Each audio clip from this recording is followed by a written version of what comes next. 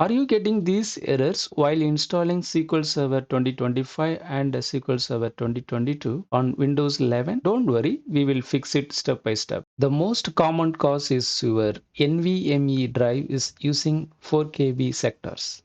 Applying this registry fix usually solves the problem. You can confirm if the 4 KB sector issue is the root cause.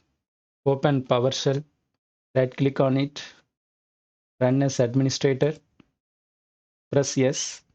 This is the command we are going to execute.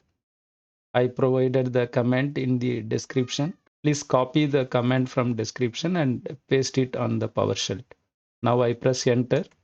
You can see here the physical sector size, which is 4096 byte, which is 4 KB.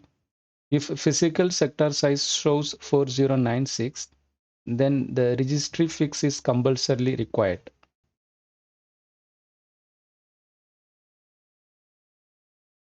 Open registry editor as admin, run as admin, expand to H key local machine, expand to system, expand to current control set, expand from services, expand on this, go to parameters, double click on device, right click, new, go to multi-string value,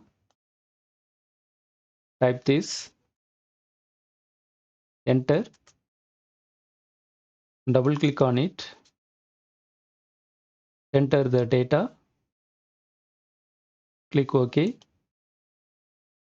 If you have any empty strings, it will automatically remove all the empty strings. You can ignore this. The data is added successfully. After this, you need to restart your system. This tells SQL Server how to handle NVMe 4 KB sectors. For instance, I choose 2025, right click, run as administrator. Continue your installation as usual. Once SQL Server installs successfully, you will see this result. Please like, share and subscribe to Muthu DevHub channel. I am always welcome if you need any further help relevant to this error. I am happy to assist. Cheers. Goodbye.